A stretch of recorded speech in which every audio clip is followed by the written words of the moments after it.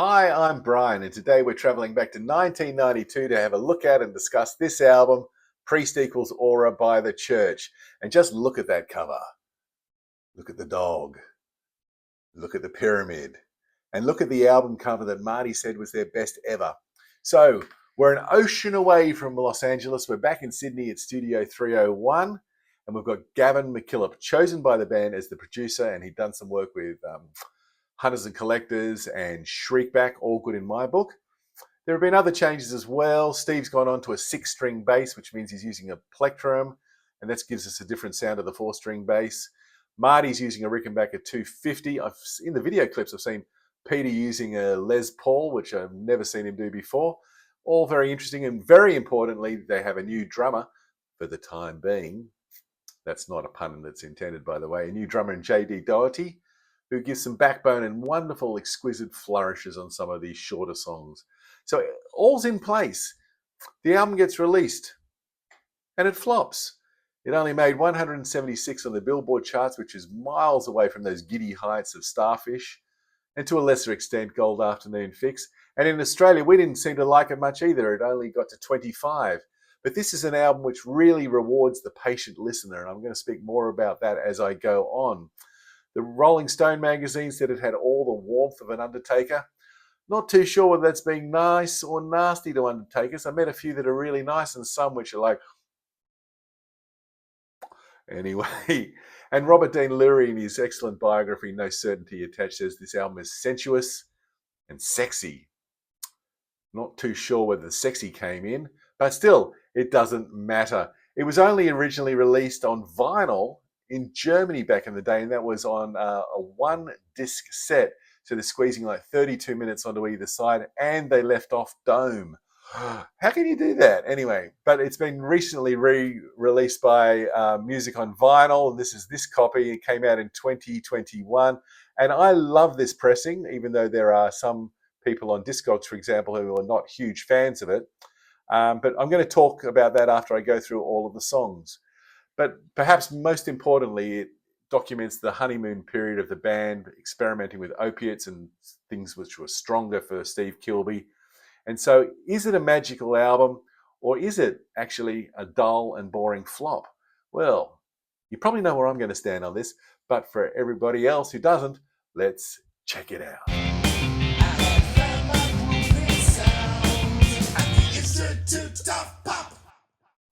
Warm synth pads welcome us into this opiated world full of slumber and lullabies and murkiness and darkness. And it's a similar start to many of the Church albums which utilize the slow-burning epic. And in this case, it's Aura. But they've also done it with Numbers and Block and Destination and Sea Line. Every time I say the word sea line on the name of the song Sea Line, I think I'm talking about a sea lion. Arr, arr, and all that sort of stuff. Anyway, it's really cool because then JD brings in this drum roll, which sounds to me a bit like a sober man pretending to be drunk, coming into this perfection of the rim shots. And Steve then creates this killer groove on the bass, and that allows Peter and Marty to create this orchestral sound of swirling guitars and that one beautiful riff that they use throughout the piece. There's reverb on here, there's wonderful lyrics, and there's wonderful lyrics all the way through this album. And instructively, Steve tells us at the start that the opium's running pretty low because when the pain kicks in, I don't want to know. And so we have this paradox, pun intended, I suppose. We have these paradoxes of juxtaposition and contrast going all the way through this album. The honeymoon period of the drugs leading to maybe this specter of doom that awaits. And so they've got they kill their enemies by loving them to death. They were more than voracious. They sucked our ambition, and love equals hate, and death equals fate. An enemy always equals an adorer, and the priest equals aura. Some of the couplets are a little bit unsteady. I mean, like pot equals pan, but who cares? This song's played live and often, and it's a brilliant song indeed. That then takes us into Ripple, which I think is a weird choice for a single. It comes in at over 6 minutes, and it doesn't really kind of have a chorus, if you know what I mean. but the single version was cut down to about 4 minutes 30. Truly bizarre, beautifully bizarre film clip. And this all came out of a 4-chord guitar sequence that Marty had been working on and jamming on in the studio. We've got those Rickenbacker 12-string chords to begin, and then around into the soundscape we go with these swirling guitars. Incredibly beautiful, and this stately entrance by Jay Dee on the drums. What a great role. But again, instructively foreshadowing perhaps doom. I lent you some collateral to buy new clothes. It went out of the window and right up your nose. And that's the end of the honeymoon. So honeymoon going into darkness. And it's followed by a gorgeous guitar solo. I've kind of given up working out who plays what on these church albums. If I, on a pain of death, I'd probably say it was Peter, but who knows? Anyway, as I said, it's a strange choice for a single because I think it's preaching to the converted a little. I'm not sure how many new fans it's going to win over, but still, the church are just about to tour their singles greatest hits. I think they come to Australia in November, and I'm not going to go because I've heard all those songs a million times. I want to hear them do new stuff. Anyway, and Ripple will be played there, so I won't be there, but it'll be interesting. You can tell me in the fullness of time if it went down an absolute treat. I really enjoy those breathy vocals, the lead in backing, that they shine out on this album. And the outro of this song hints of Gold Afternoon Fix's essence. It's just a moment where the band can absolutely get a little bit wiggy and get a bit wild and feedback and go towards the end. Interestingly, that's not included on the single. Which is interesting indeed. We then move on to Paradox, and again, this is the honeymoon with opium. It's shapeless and formless, and I get the sense that when I'm listening to this, that the band is using this music to sedate, seduce, and take away my mind and take me to a different place through these, as I said, lullabies and slumbers. In terms of the paradox with opium, he says, I got a nickname for you. I call it weakness. The more that I see you, the more that I miss you. You are a paradox. The less that I care, I know I should try to kiss you goodbye, but you're never there. Chiming, ethereal guitars are used all the way through this. A lyrical bass line. What in the hell is there not to love about this one? Then we go on to Lustre. And the opening of this is like a beast awakening out of a slumber. And it's like shuffling, just giving us a glass of water in the face or something. And once again, they start setting the mood for the song to lull us into this soporific world. It goes for 5 minutes 45, which is only just shorter than the Disillusionist. But I don't think a word or a note is spent unwisely here. It demands it. And the lyrics once again speak of these contradictions, of these contrasts and confusion. It's hard to know what's genuine and what's a genuine fake. And we really should decide who's taking who for this. Ride the bandwagon into the ditch. Smile for the money shot. Bless my soul and drop a stitch. And then strike while the irony is hot. Okay. I think that line's probably got a bit of flack over the years and maybe from me, but it works. Who cares? It works perfectly well here. But there's this lexical chain of horrific ideas which keep going on through this song. My soul is freezing.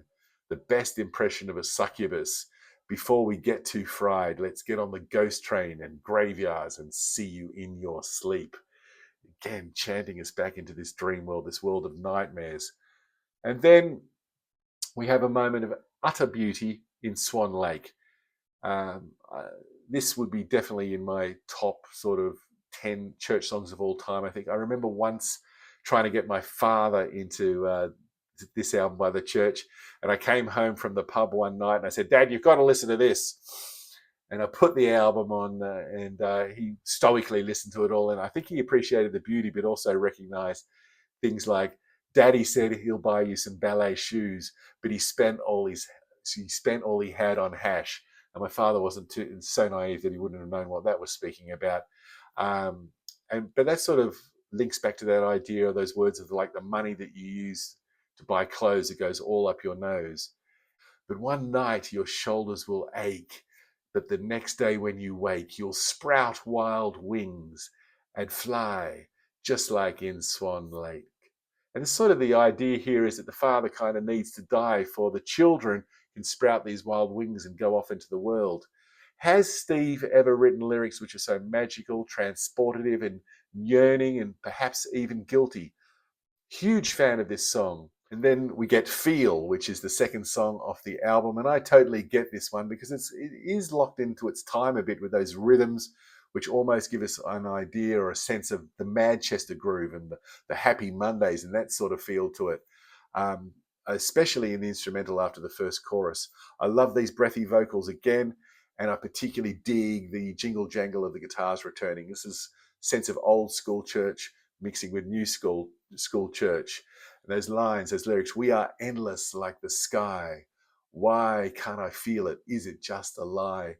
And Peter was saying in Robert Dean Leary's book that there was a moment when the band was working on an instrumental section, and Steve came in and went, nah, authoritatively or regally, and came and said, nah, I didn't like it. And there was just silence. And Pete says, I'm not going to say a word. I'm just going to let that comment stink. And then Jay Dee apparently said, oh, I liked it. And Steve went, sure, okay, let's get it in there. Really cool. Great song, great single as well. And on we move with Mistress, which is a true classic, I think, and is done in a waltz time. It slowly builds throughout to this stunning chorus. I love the echo on Steve's voice here, the stab of the keyboards, and the avant-garde piano playing that's in there as well. Probably Peter, I would assume. It's absolutely lovely. And then the tiny arpeggio guitar solo at the end, when he goes, and another thing, yeah, that bit, absolutely killer lead guitar. And the lyrics again, everything is going wrong. All my songs are coming true. And another thing, that halo you wear on your head, I haven't seen one of those for years. Where have you been? In bed or dead? Ugh. Kings comes up, and I almost think that Kings could have been another single. I mean, there's a lot to digest lyrically, which I'm not going to go into because I haven't gone into it fully myself. But Steve Kilbey talks about Herod, not heroin. There's a faux pas, slip of the tongue, pun not intended. Herod nodding off with an opium high when he gets the baby Jesus. Marty's using a 12-string guitar here, I think, with digital delay, which really puts us into that ballpark of U2 and the Edges playing. But the comparisons end pretty quickly after that. It's because they build this amazing oral, should I say, tapestry, layer upon layer, starting simply, but then becoming more complex as it becomes more layered. And the feedbacky guitar solo section is windy, swirling, psych. And now we come up to the missing song from the original German pressing, and that is Dome. I saw this film about some people who lived in a dome, in a beautiful field next to a river of foam. I fell asleep before it was over. I must have dreamt the end. Now, we're not talking about Stephen King's Under the Dome here. We're talking about the church. What an incredibly gorgeous feel this jingly, jangly intro has, and in the verse. I love the subtle flourishes throughout of the guitar underneath the verses. This song is definitely sumptuous. It's sensual. It's beautiful. Still waiting to find out about that sexiness, but I adore this song. And then we come up to Witch Hunt, which is a preparatory song for my money. And what I mean by that is it's preparing us for the entrance to another song. It's a very short piece, and it reminds me, it's like it's picking the pocket of Kurt Weill from his collaboration, amongst other things, his collaboration with Bertolt Brecht. This song would not feel out of place on the Threepenny Opera. There's a beautiful melodic vocal in here, but that's juxtaposed and countered by this really sharp sense of music and the darkest of lyrics about humanity and the herd mentality. People around here say you're a witch. They're intrigued in seeing you roast. They really intend to burn you, my friend. I think that's the bit they like most. So very much a sense of the Threepenny Opera here. But it's also creating, as I said, that mood to come into the next song, which is The Disillusionist. And now Steve, I think, really likes playing this live. I love hearing them play it live. I think it's one of their all-time epic great songs. And maybe that's because there's a sense of where the window's being opened here, and we're getting, as Steve has said, half the real Steve Kilbey in these lyrics and half an imaginary Steve Kilbey. Anyway, it's such a slow burn up here, and the opening comes in with his brooding and ominous aura. And then the band kicks off fully and the swirl begins of these wonderful guitars. And the lyrics, they suggest that it's a day like any other day, but then the pathetic fallacy kicks in, which gives us a sense that nature is aware of the doom that is going to follow the disillusionist who's on his way into their area. The birds stop their singing, the whistles, the wind caught in the trees, and snakes stir in the thistles, back of a cat's neck bristles. And then the chorus is like having water just thrown over you with that chanting. And I don't know whether they've ever used chanting before in a song. They say that he's famous from the waist down, but the top half of his body is a corpse. His gold won't buy him sleep. His poverty runs so deep. In winter, he cracks. In summer, he warps. And the instrumental section of this is like high tension music, which would have been perfect if it had been used on like a 1960s film, an alternative film, or a TV show like The Persuaders. It's very, very psychedelic. I think this song is an absolute masterpiece. And I would like to say that it was a forerunner to a song like The Hypnagogue, although The Hypnagogue might have been looking backwards to sort of touch base with The Disillusionist. The only thing that I ever really wonder about this song is it fades out with Steve still singing lyrics. And I wonder whether that's effective to say the Disillusionist is going on and will always be returning, or whether it would have been better to go back to that psychedelic middle section, that instrumental section, and find a way to finish there. Don't know. Be interested to hear what you guys say. I mean, I'm sure some people, like me in many ways, will say it's just perfect. Old Flame is the next song, and I had a mental moment when I listened to it again, and I probably have listened to this album 10 times over the last couple of weeks. I forgot that it was there, and I realized how incredibly important the song is and that it is there, because I don't know whether you can really go from The Disillusionist into the song that comes next without a little bit of a little bit of a breath. I love, again, that hush-like breathiness of the vocals, especially the backing vocals. They're absolutely sublime. And each instrument adds touches to this song, like a painter adding paint to his palette and then onto the canvas. Absolutely beautiful. It again is like a lullaby, and it's wondering whether it's channeling that drug high. But we are quickly snapped out of that state of consciousness for all the chaos to begin with. But, and I'm going to talk about this later, unfortunately, on this album, we have Old Flame at the end of side 3, and then we have Chaos at the beginning of side 4. So you've got to get up and change it. Oh, I'm not sure I like that decision.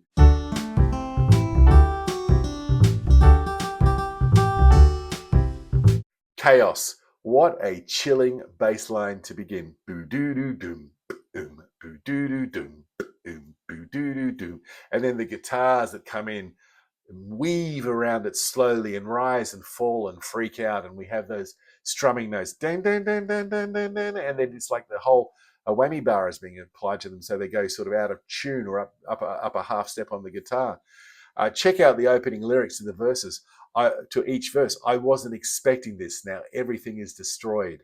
Second one, none of this is what I wanted. I truly asked for what I've got. Then the third one, half this wretched town is starving while the other half is bloated. And then we finish with, I didn't need any of this. I feel anxiety in my neck. So the honeymoon seems to be a little bit over. And I love the line, adrenaline is not my mistress, but she always knows just where I've been. And so this seemingly endless tension builds like taking a piece of rope and squeezing on both ends, trying to wring it dry or wring something out of it, but nothing's coming, and you just wring further and further. And then there's a brief respite from it in the bridge. And so we seem to go into sort of a normal church time, but then a full crashing breakdown, and Kilbey's playing double stops on his note, on his bass, and sliding it up, sliding it up, but sliding his fingers up and down the neck of the bass to give us this almost sense of seasickness, this traveling sickness or something. But then as we break down into this absolute musical chaos as well, I'm reminded of the middle section and the long middle section of Pink Floyd's Interstellar Overdrive, really going into that sort of mind warping type of psychedelia. The last 2 or 3 minutes of Disintegration might be the 2 or 3 best minutes of psychedelic music that this band has ever played. It is phenomenal. It's just astonishing what they do here. And maybe they were just jamming in the studio and this is what came out, but by God, let's have more of it. It's exciting, it's incredible, awesome. Whew. And after that, I desperately need a little breather. I need to sort of, I've gone down into the darkness of the underworld here, and slowly I have just, like Orpheus, I've walked my way out of the underworld, and I'm desperate not to look around. And luckily, on this occasion, the next song, Film, really allows me to do it. This song, I mean, I think it's been talked about it like it's the music you'd have when the end credits of a film are rolling, but I think it's so much more than that. I think Pete plays the keyboards here, Steve's on the lead guitar in the verses, and Marty does it for the choruses. But what are those guitar sounds, if they are guitar sounds, when the music stops in the end, the woo or something like that? That sounds like the beginning of Song 2 by Blur. Woohoo! Now, to me, Jimi Hendrix has his seagulls on Electric Ladyland, and this is an interesting sound that the Church come out with on this particular song. Need more of this. This song really reminds me of the instrumental Remote Luxury, and a beautiful occasion I had with this. It's completely gorgeous. So those are my feelings on the songs. And now when we come back, let's have a look at this vinyl. There's a couple of other things that are worth talking about in regard to this album. And the first is that Steve has all the lead vocals to himself. I'm not saying he's gone around like a disillusionist and plucked them away from Peter and Marty, but we don't get to hear their voices on lead vocals on this album. The second momentous thing that occurred was that Peter left the band shortly after the tour, saying he made no money and was feeling left out of the creative decision-making process. And that's enough for any band member to leave, I would say. And Marty, of course, was working in All About Eve at this point, and they were recording their album Ultraviolet, I think it was. And Steve was off doing his own band thing with Jack Frost and Grant McLennan. I mean, it was called Jack Frost, and he was working with Grant McLennan. So that left Jay Dee Daugherty by himself, and no money's coming in terms of gigs, no money's coming in terms of royalties. So Jay Dee off and went. And Jay Dee, thank you so much. You were a one-shot wonder for us, and that one shot was absolutely perfect. Absolutely loved it. And that's what I would like to say about this album. It's consistently damn near perfect. There's probably a couple of albums, and I think of the Blurred Crusade, which I might like a little bit more because it has even greater heights, but probably because it's right back to when I first started listening to the Church. But this album is a stunner all the way. I love it. And I suppose the only question that needs to be answered now is, how do you listen to it? I really was so thankful. I think the Sunburned Sailor gave me this copy of his, and I was so thankful that I got it to have it in my collection again. It's not a gatefold or anything like that. It's just got the Arista labels and the beautiful polyline sleeves. And it feels important. It feels right. It feels epic. It feels like it should be in my collection. But having said that, I have listened to it, as I said before, I think 10 times over the last couple of weeks, and I've listened to it nearly all the time streaming it. Of course, it was meant to come out as a CD, and I think you need to do it in one listening. And I don't like the idea that I listen to The Disillusionist, then Old Flame, and then have to get up and turn it over to listen to Chaos. Something is robbed from the experience, and I can get over that. It's a first world problem. This album just gives me pleasure every time I listen to it. And I'm generally going to listen to it once a year so I don't get over familiar with it. There are plenty of albums which I call once a year albums. But that's the Church Priest equals aura. It gives me a lot of pleasure. And remember, if music of any size, shape, sound, smell, or Swan Lake gives you pleasure, then who am I to argue with your opinion? Hope you've enjoyed this video, and there are some more up there if you'd like to tap into some more. And until next time, I hope you're doing really well, staying cool, and bye now.